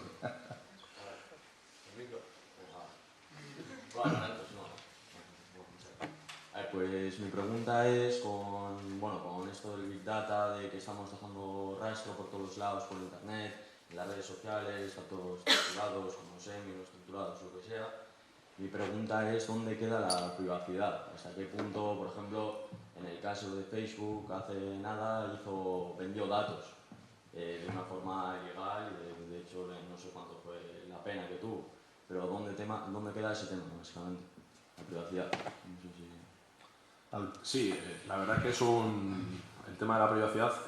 Zuckerberg hace, pues no sabría decir, pero 8 años aproximadamente, más o menos, empezó a promulgar que esto de la privacidad está pasado de moda. No se sabe muy bien si estaba empezando a inducir, pero que no os preocupéis mucho por esto, que total, la privacidad simplemente ahora mismo no se regula. Una de las principales muestras del asunto que tenemos es, por ejemplo, las recomendaciones europeas de los últimos 2 años para implementación obligatoria en todas las empresas a partir de mayo de 2018, que hablan, por ejemplo, de que los backups, las copias de seguridad, tienen que estar cifradas. Esto es un ejercicio que la relación la hago yo, por supuesto es imperfecta, pero es un ejercicio que ocurre justo después de filtrarse toda la capacidad masiva de extracción de conocimiento de todo el mundo por parte de ciertos gobiernos, Estados Unidos, Reino Unido, Israel, Alemania sintiéndose un poquito perdiendo la hegemonía tecnológica en el mundo, y ese ejercicio sale de Bruselas, precisamente, en el ejercicio de reconocer que estamos perdiendo todo el control sobre las cuestiones de privacidad, y hay algunos que lo explotan fantásticamente. Por ejemplo, un antiguo alumno de Deusto, de ingeniería informática, es el arquitecto, el responsable de tecnología de una empresa que gestiona el 15% de todas las compras online del mundo.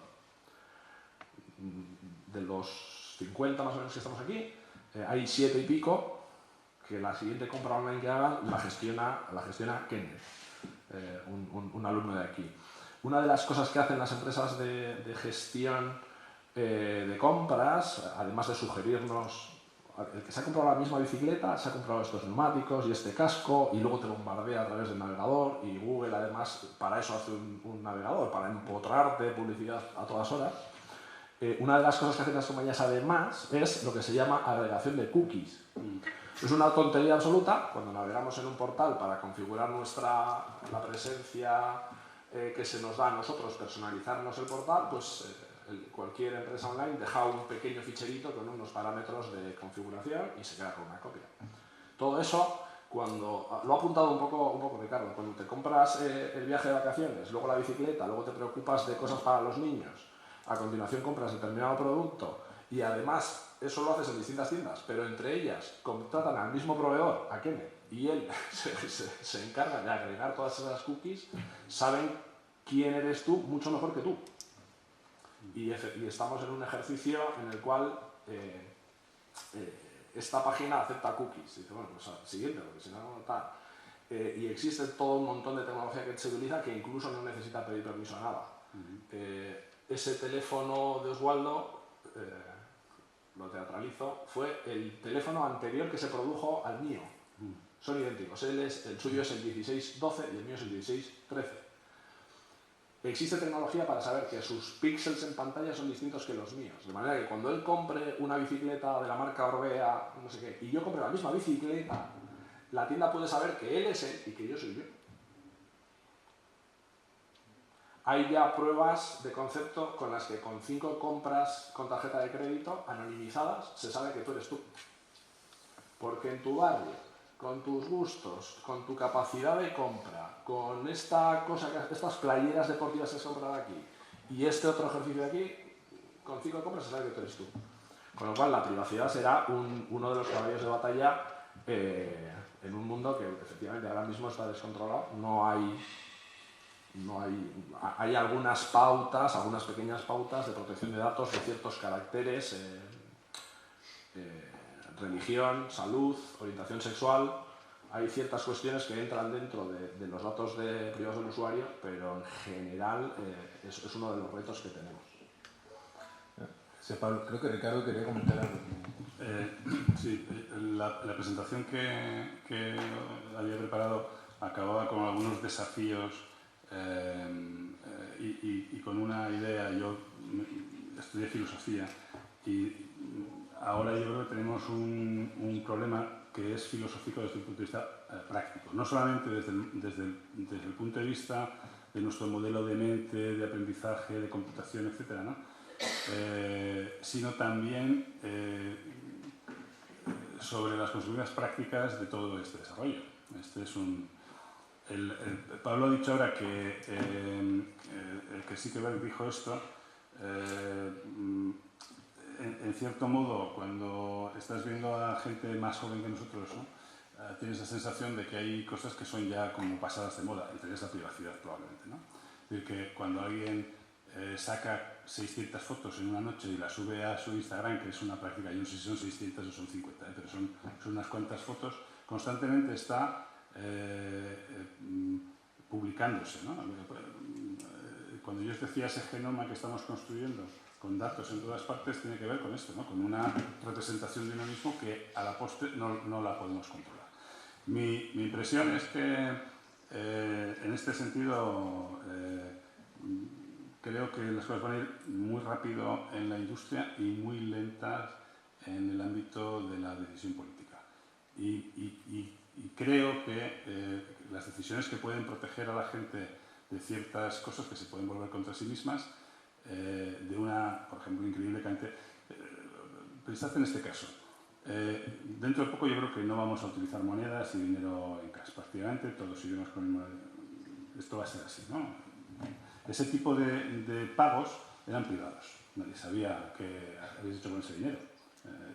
Ese era un ámbito donde la gente estaba al abrigo de la vista de los demás. Ahora se puede rastrear todo lo que has hecho. Todas tus compras, incluso las compras menores, ¿no?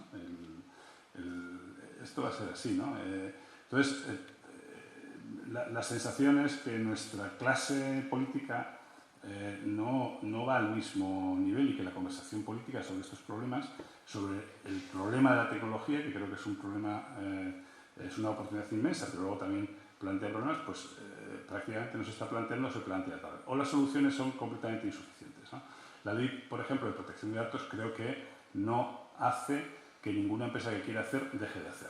Con lo cual, es una ley que obliga a hacer un montón de cosas, pero por unas vías o por otras los datos quedan en un sitio, se computan y se interpretan, ¿no? Entonces, yo la sensación que tengo es que esto va muy rápido y mucho más rápido de lo que pensamos. Este es un desafío, creo que político y social de gran magnitud para los que tienen la obligación de pensar en ello. Muchas gracias, Ricardo. Hay tiempo para una pregunta más. Sí,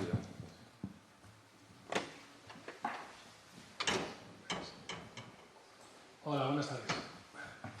Bueno, yo vengo del sector industrial, hacemos piezas para coches parecidas a la que ha traído Pablo, y en parte Ricardo has contestado ahora a mi pregunta, pero mi pregunta va relacionada en cómo pensáis que va a influir esta inteligencia artificial en la inteligencia natural. O sea, pensando en el operario que ahora mismo está analizando esas piezas para ver si tienen poros y demás, pensamos que esto va a generar una serie de nuevos puestos de trabajo, va a destruir otros puestos de trabajo tal y como los conocemos ahora. Tenéis en la audiencia gente muy joven y otros que no somos tan jóvenes. Vamos a ver ese cambio en los próximos años, en una transformación en la industria que haga desaparecer esos puestos tradicionales y demande otros mucho más complejos o diferentes a los que conocemos. La pregunta es un poco para que queráis. Todo apunta a que se va a sofisticar todo.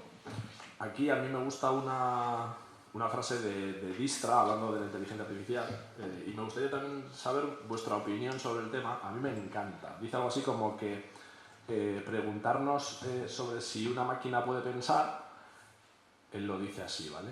Es tan tonto. Preguntarnos si una máquina puede pensar es más o menos parecido, me quedo yo, a preguntarnos sobre si un submarino puede nadar. Y ahí es un poco la clave del asunto, esa autoconciencia de la que hablaba Ricardo. La máquina puede computar muy bien, pero ese computar va a tener toda la flexibilidad que en un momento dado puede tener un pensamiento de razonamiento como el que tenemos. Entonces, esa parte yo creo que es importante y además nos deja una componente de humanidad al asunto, porque capacidad de cómputo, la ley de Moore es implacable. Parece que hay un poquito de duda ahora con los móviles, pero enseguida se está hablando de que va a haber aparatos que van a hacer la misma capacidad de cómputo en muy poco tiempo que toda la especie humana a la vez. Por capacidad, en no sé cuántos años, en 8 años o algo así. Por capacidad de cómputo no se puede competir. La cuestión es que eso no es lo que nos hace humanos. Entonces, en esa esperanza que le encuentro al asunto, por ejemplo, precisamente esta mañana la gente de IBM con los temas de tecnologías cognitivas, lo que hablaban era de que a ese operario que se encuentra ante problemas en los cuales hay ingentes cantidades de información alrededor, estos estaban hablando de operadores de seguridad, operadores remotos que evalúan la seguridad de nuestros sistemas. Un operador se puede encontrar con una alarma de seguridad cada medio minuto aproximadamente y su jornada laboral es así. Documentarse sobre ese problema de seguridad, que puede ser algo parecido a lo que puede ocurrir en una planta con distintas frecuencias, pero documentarse sobre qué está pasando exigiría leer artículos científicos, buscar en blogs de internet actualizados, seleccionar cuáles son los buenos, cuáles son los malos, bajarse los documentos más actualizados. Necesitaría hacer todo eso.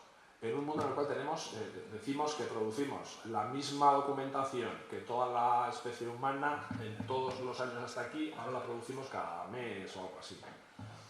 Con lo cual, la aproximación cognitiva que hacen es, yo voy a montar un algoritmo que es capaz de filtrar la información que le hace falta a ese operario y voy a enriquecer, lo apunta Ricardo, voy a enriquecer el conocimiento del operario, porque la máquina no va a saber lo que está haciendo. Va a estar haciendo consultas y correlacionando datos. La máquina no va a saber lo que está haciendo, pero sí podemos conseguir que con ese algoritmo lo que haga sea enriquecer al operario. Ese operario no puede leerse esa documentación en el medio minuto que le queda hasta que llegue el siguiente evento. Pero si se lo ponemos fácil, podemos complementar esa labor. Hay ciertos temas muy automatizados, el corte de vidrio de parabrisas, está muy automatizado. Todo apunta a que la inversión buena es en ingenieros que programen robots para cortar parabrisas. Con lo cual todo apunta a que por ahí va a hacer falta más cualificación y esos puestos más sofisticados. Pero yo sí creo que la cuestión es más complementaria que otra cosa. Bien, creo que Carlos parece comentar algo de Carlos. Yo veo que el progreso de la humanidad siempre ha llevado a la destrucción y la creación de empleos y la creación de otros nuevos. Quizá la pregunta aquí es si esa destrucción va a ser tan rápida que no va a dar tiempo a que se creen unos nuevos y entonces se cree una situación un poco extrema. No ha pasado hasta ahora, ¿por qué tiene que pasar ahora? ¿No? Yo tampoco veo el peligro, no está tanto en ciertos puestos de trabajo. Uno puede pensar que las tareas que son más simples son más fácilmente sustituibles por una máquina. Yo creo que no es así, ¿eh? Yo creo que la realidad es que todas las tareas que estén basadas en un conocimiento que se puede obtener de un dato es fácilmente sustituible. Y eso lleva a puestos de trabajo como por ejemplo un analista de imágenes de rayos X que tiene que estudiar 5 años de carrera de medicina para luego saber interpretar una radiografía y ser capaz de saber que ahí hay un tumor, pues la realidad es que a día de hoy pues lo hace una máquina. Quizá con una precisión mayor que la de ese especialista. ¿Que surgirán otros? Por supuesto. Sí, pero ¿van a surgir con la suficiente velocidad para sustituir a los que se destruyan? No lo sé. Gracias, Carlos. A ver, hace poco lo que es la evolución a corto me la puedo imaginar, a medio y largo plazo ya no lo sé, ¿no?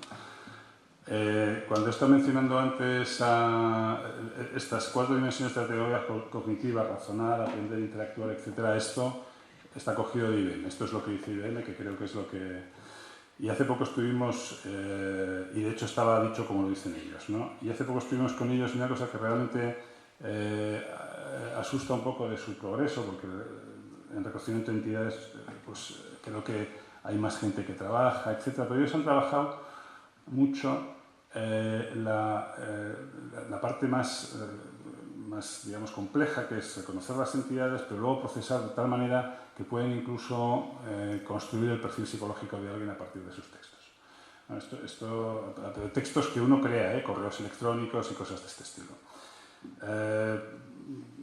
Mi sospecha es que eso estará en una versión todavía con muchos fallos, pero que es un camino que se va a recoger, ¿no? Con lo cual, el futuro del puesto de trabajo pues tiene sus cosas. Hace poco estuvimos en un evento de Gartner, Digital Workplace. El puesto de trabajo se va a digitalizar. Vamos a estar asistidos en el puesto de trabajo, pero la pregunta la hizo hace ya bastante tiempo Robert Reich, que fue el secretario de Trabajo de Bill Clinton en su primer gobierno, en su primera fase de presidente, su primer cuatrienio. Robert Reich es una persona con mucho prestigio que decía que los empleos que van a crecer, decía, en Estados Unidos, son aquellos que necesitan de mucha flexibilidad, pues por ejemplo, la asistencia para la limpieza del hogar, ¿no? Estos no se pueden mecanizar y entonces crecen ese tipo de empleos donde, ¿no? el servir copas en un bar. El escuchar, hoy no me lo pongas tan cargado, cosas de este estilo y no, este tipo de empleos donde realmente no parece sencillo la mecanización y donde además a la gente le gusta tratar con gente, pues parece que van a seguir creciendo, ¿no? Y la pregunta es si en los otros empleos, incluso ya con las tecnologías cognitivas, si la gente se va a convertir en asistente de máquinas, es decir, en gente que lo que hace es monitorizar sistemas por si acaso hay un fallo de esto, de que te has quedado sin corriente y de pronto hay que reiniciarlo, ¿no? Y cosas de este estilo. Entonces esta es una pregunta que yo creo que tiene como mucho fondo y que necesita que se piense, ¿no? En algunos sectores yo creo que esto pues es una reflexión real, ¿no? Pero es una reflexión que se hizo también en los años 20 y 30 y que además radicalizó mucho el mundo, ¿no? Si veis las películas Tiempos Modernos o Metrópolis o aquellas películas, ¿no? Sobre cómo estaba afectando la industrialización a las... parece que estábamos en el mismo sitio, ¿no? O un sitio parecido. Pero desde luego es un tema importante, ¿no? La otra cuestión que sí que quería decir, porque este es un tema sobre el que están trabajando seriamente desde los grandes actores tecnológicos. El director de ingeniería de Google es Raymond Kurzweil, que es el autor del concepto de singularidad, ¿no? La idea de singularidad, y él ha creado todo un movimiento, es que estamos llegando a un punto en el que, por una parte, según ellos, pues el hombre va a poder vivir casi indefinidamente, ¿no? Por lo tanto, tenemos una vida por delante, habría que ver si eso es posible para todos, y que, en cierto modo, pues la inteligencia de las máquinas pues también va a llegar a un grado de disrupción, ¿no? Donde algunos fenómenos de estos que todavía parece que están fuera podrían llegar, ¿no? Bueno, este es otro debate, ¿no? Nos interesa hacer máquinas que no nos interesen, pero, claro, igual a alguien sí, porque esto se puede ver en términos de poder, ¿no? Hay máquinas como la bomba nuclear que las hemos creado que realmente ahora asustan un poco, ¿no? Existe en el artefacto, alguien se puede equivocar y la hemos liado, ¿no? No sé qué decirte, no soy muy optimista. Bueno, muchas gracias a los tres, Pablo, Carlos y Ricardo. Estamos 10 minutos pasados, yo creo que lo dejamos hasta aquí, Pepe, ¿sí? Yo creo que muchas gracias por vuestra asistencia y bueno, quedamos pendientes de los tres ponentes por cualquier información, están disponibles en las redes sociales, ¿verdad? Twitter, LinkedIn, muy limitado. Muy bien, muchas gracias, buenas noches a todos.